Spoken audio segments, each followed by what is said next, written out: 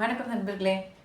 ஒரு இடத்துலேருந்து இன்னொரு இடத்துக்கு போகிறதுக்கு இப்போல்லாம் நம்மளுடைய சொந்த வாகனத்தை பயன்படுத்துகிறத விட பொது வாகனத்தை பயன்படுத்துகிறது தான் உபயோகமாக இருக்குது. ரொம்ப ஸ்ட்ரெஸ்ஸும் இல்லாமல் இருக்குது அப்படிங்கிறது தானே உண்மை.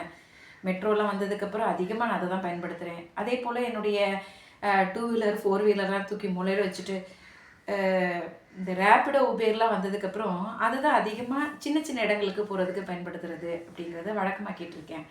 ஸோ ரேப்பிடோ உபேர் பயனாளிகளில் முக்கியமானது நான் தான் அதிகமாக செலவு பண்ணியிருப்பேன்னு சொல்லலாம். அதுபோல் ஒரு தடவை போகும் பொழுது அந்த வண்டி ஓட்டிகிட்டு வந்த ரொம்ப சின்ன பையனாக இருந்தாப்புல. ஒரு ஜோனல் அப்படின்னு சொல்லுவோம் இல்லையா சட்டத்தில், அதாவது 18 வயது நிரம்பாத சிறுவன் அப்படிங்கிறது அந்த மாதிரி தான் இருந்தேன் பார்க்கும் பொழுது. ஸோ இவனுக்கு டிரைவிங் லைசன்ஸு வச்சிருப்பானோ, ஓட்டுறதுக்கான தகுதி படைக்கிற வயது வந்திருக்குமா அப்படிங்கிற சந்தேகத்தை அவன் கேட்கும் பொழுது, உடனே சட்டை பாக்கெட்லேருந்து டக்குன்னு எடுத்து இருந்தப்போ இங்கே லைசன்ஸ்லாம் வச்சுருக்கேன் அப்படின்னு காட்டிட்டு உள்ளே வச்சுட்டான். சரி காட்டுறானே, அப்போ உண்மையாக தான் இருக்கும். வயசு அதிகமாக இருந்தாலும் உருவத்தில் சின்னதாக இருக்கிற பசங்கள்லாம் இருக்காங்கல்ல அப்படின்னு நினச்சிட்டு நானும் வண்டியில் ஏறி உட்காந்து போயிட்டுருக்கேன். நான் போகிற வச்ச இந்த கேட்டது அவனுக்கு மனசில் ஏதாவது இருக்குமோ எனக்குல உறுத்திட்டே இருந்திருக்குமோ எனக்கு தெரியல. போகிற வச்ச இன்னொரு வண்டி ஓவர்டேக் பண்ண போகும்பொழுது இவன் அவனோட வண்டியில் இடிச்சிருது. ஸோ விபத்துக்கு காரணம் அந்த வண்டி தான் அப்படின்னாலும் இவன் கொஞ்சம் சுதாரிப்பாக இருந்தால் அதை தவிர்த்துருக்கலாம். ஆனாலும் சின்ன வயசு இல்லைங்களா, அது கொஞ்சம் தடுமாறிட்டான். ஸோ வண்டியோடு சேர்ந்து அவன் அவன் காலில் விழுந்துருச்சு. நான் அதுக்குள்ளே சுதாரித்து கீழே இறங்கிட்டேன்னு வச்சுக்கோங்க. ஸோ இந்த விபத்து ஏற்பட்ட வண்டியை நான் ஒரு ஃபோட்டோ எடுத்து வச்சுட்டேன். நான் நம்பர் தெரியட்டும் அப்படிங்கிறதுக்காக. சரி வாப்பா, காலையே அடிபட்டிருக்கு, வா கம்ப்ளைண்ட் ஒன்று போலீஸில் கொடுத்துருவோம், பின்னாடி உனக்கும் யூஸ் ஆகும்ல அப்படின்னு நான் சொன்னதுக்கு, இந்த ரோடை கிராஸ் பண்ணி ஓரமாக நிறுத்திக்கலாங்க அப்படின்னு சொல்லிட்டு இருந்தான். வண்டியை அவன் தள்ளிகிட்டே போனேன். ஏன்னா வண்டியை ஓட்ட முடியல அப்படின்னு தள்ளிட்டு போகும்பொழுது, சரி நானும் ரோடை கிராஸ் பண்ணி வர்றதுக்குள்ளே பார்க்குறேன், எப்படி அந்த வண்டியில் எடுத்துகிட்டு ஓடியே போயிட்டான். அப்போ தான் எனக்கு முதல்ல நம்ம கேட்டோமே, அந்த டிரைவிங் லைசன்ஸு வச்சுருக்கியா அப்படின்னு நம்ம கேட்டோம் இல்லையா, அதனால தான் அவன் போலீஸில் கம்ப்ளைண்ட் கொடுக்குறதுக்கு வர்றதுக்கு தயங்கினானோ அப்படின்னு தோணுச்சு. இது சம்மந்தமாக ரேப்பிடோலேயே நான் கம்ப்ளைண்ட் கொடுத்துட்டேன்னு வச்சுக்கோங்க. ஆனால் இது ஒரு காரணம் இந்த ஆட்டோ ஓட்டுநர்கள்லாம் சமீபத்தில் போராட்டம் நடத்தினாங்க இல்லையா, அதில் அவங்க முன் வச்ச கோரிக்கையில் ஒன்று, அதில் ஒன்று, இது போல் அந்த ரேப்பிடோ உபேரில் பயணம் செய்த பயனாளிகளுக்கு விபத்து ஏதாவது ஏற்பட்டால் உரிய நஷ்டஈடு கிடைக்கிறதுல பெரிய பிரச்சனை ஏற்படும் அப்படிங்கிறது சொன்னாங்க. அது உண்மைதாங்க ஒரு இதில். ஏன்னா இது போல் அன்ரேஜ்டு பசங்க டிரைவிங் லைசன்ஸ் ஓட்டுறதுக்கு சட்டப்பூர்வம்னா தகுதி இல்லாத பசங்க டிரைவிங் லைசன்ஸ் இல்லாமல் ஓட்டி அதில் விபத்து ஏதாவது ஏற்பட்டிருந்தா, காயமடைஞ்ச நபருக்கு, அதில் பயணம் செஞ்ச பயனாளிக்கு காயமடைந்திருந்தாலும் அதுக்கு எந்த நஷ்டஈடும் கிடைக்காது அப்படிங்கிறது தான் சட்டப்பூர்வம்னா உண்மை. ஆனால் அவன் லைசன்ஸ் வச்சுருக்கேன்னு காட்டி தான் ரேப்பிடோவில் அவன் என்ரோல் பண்ணியிருப்பான் போல இருக்கு. ஸோ அப்போ அதுக்கு ஒரு ஃபேக் டிரைவிங் லைசன்ஸை அவன் உருவாக்கியிருப்பான். அதாவது தெரிந்தே அது ஒரிஜினலான ஜென்யூனான டிரைவிங் லைசன்ஸ் இல்லை அப்படின்னு தெரிஞ்சே அதை பயன்படுத்திகிட்டு இருக்கான். அப்படிங்கிறப்போ அந்த மைனர் வண்டி ஓட்டிகிட்டு இருக்கிறதுக்கு அலோவ் பண்ண வண்டியை கொடுத்த உரிமையாளருக்கு ஒரு தண்டனை கிடைக்கும் அப்படிங்கிறதும், ப்ளஸ் 16 இயர்ஸ்க்கு 18 இயர்ஸ்க்கு கம்மியான ஒருத்தன் வண்டி ஓட்டுறான் அப்படிங்கிற குற்றம் செஞ்சுதான் ஆனதும், ப்ளஸ் அந்த டிரைவிங் லைசன்ஸை ஃபேக்காக உருவாக்கி பயன்படுத்தினா, அது ஒரு ஜென்யூன் டாக்குமெண்ட் போல் பயன்படுத்தினா அப்படிங்கிறது ஐபிசி இந்திய தண்டனை சட்டத்தின் பிரிவு 471 கீழே அது ஒரு குற்றமாக கருதப்படும். அதுக்கு இப்போ நம்மளுடைய பாரதிய நியாய சமிதா செக்ஷன் 340 அப்படிங்கிறது வரும். அதன்படி இது ஒரு அஃபென்ஸாக கருதப்படும், குற்றமாக கருதப்படும். அதாவது அதில் என்ன சொல்லப்படுதுன்னா, forge document or electronic record. அதை தெரிஞ்சே ஒருத்தர் அது ஃபோர்ஜ்டு டாக்குமெண்ட் இல்லை எலக்ட்ரானிக் ரெக்கார்டுன்னு தெரிஞ்சே அதை பயன்படுத்துகிறாரு அப்படிங்கும் பொழுது இந்த குற்றம் செய்ததாக கருதப்படுவார். இதை பற்றி பேசிகிட்டு இருக்கும் பொழுது சமீபத்தில் எனக்கு ஒரு 2 நாள் முன்னாடி வந்த ஒரு கேஸ் பற்றி சொல்லணும். இல்லை இந்த குற்றம் இழைச்சதாக அவருக்கு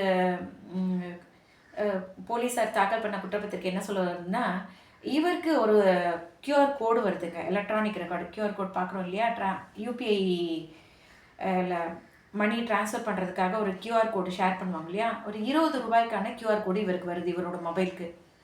இவர் அதை எடுத்துக்கிட்டு பர்மா பசாருக்கு போய் ஒரு குறிப்பிட்ட கடையில் அந்த QR கோடை காட்டும் பொழுது அவங்க அந்த QR கோடுக்கு 20 லட்சம் ரூபாயை மணியை ட்ரான்ஸ்ஃபர் பண்ணுறாங்க. அதாவது இவர் QR கோடுக்கு பணம் செலுத்த வேண்டியதுன்னு வந்தது 20 ருபீஸு. இவருக்கு அந்த கடைக்காரர் செலுத்துறது 20 லட்சம் ரூபாய்.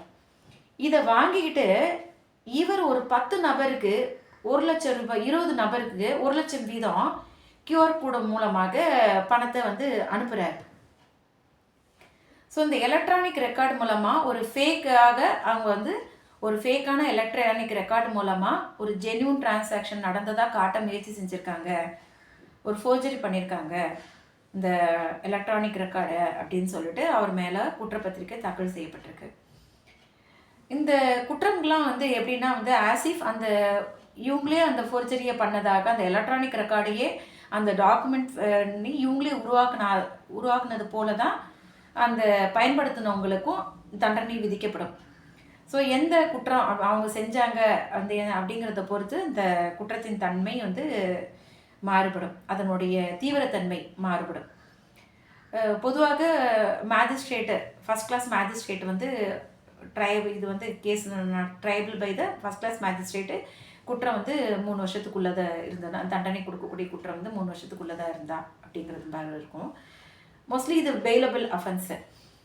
இது சம்மந்தப்பட்ட இந்த 471 ஐபிசி சம்மந்தப்பட்ட ரீசன்ட் ஜட்ஜ்மெண்ட் ஒன்று பார்க்கும் பொழுது இந்த கேஸ் வந்த பொழுது நான் இன்டர்நெட்டில் அக்சஸ் பண்ணும் பொழுது பார்த்தபொழுது சமீபத்தில் ஒரு 2-3 நாள் முன்னாடி ராஜஸ்தான் ஹைகோர்ட் இது சம்மந்தப்பட்ட 471 ஐபிசியில் இந்த டிரைவிங் லைசன்ஸு ஃபேக்காக டிரைவிங் லைசன்ஸை யூஸ் பண்ணி மாட்டிக்கிட்ட ஒரு போலீஸ் வெஹிக்கிள் செக்அப் நடந்தபோது போலீஸ்கிட்ட மாட்டிக்கிட்ட ஒருத்தருக்கு தண்டனை அடைஞ்சது சம்மந்தமாக அவர் மேல்முறையீடு செய்யும்போது அந்த ராஜஸ்தான் ஹைகோர்ட் வழங்கின தீர்ப்பை பற்றி பார்த்தேன்.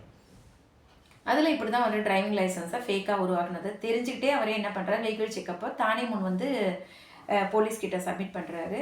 அது ஜென்யூனஸ் குறித்து அந்த போலீஸ் அதிகாரி சந்தேகப்பட்டு அதை செக் பண்ணும்பொழுது அது ஒரு ஃபேக் டாக்குமெண்ட், ஃபேக் டிரைவிங் லைசன்ஸுங்கிறது தெரிய வருது.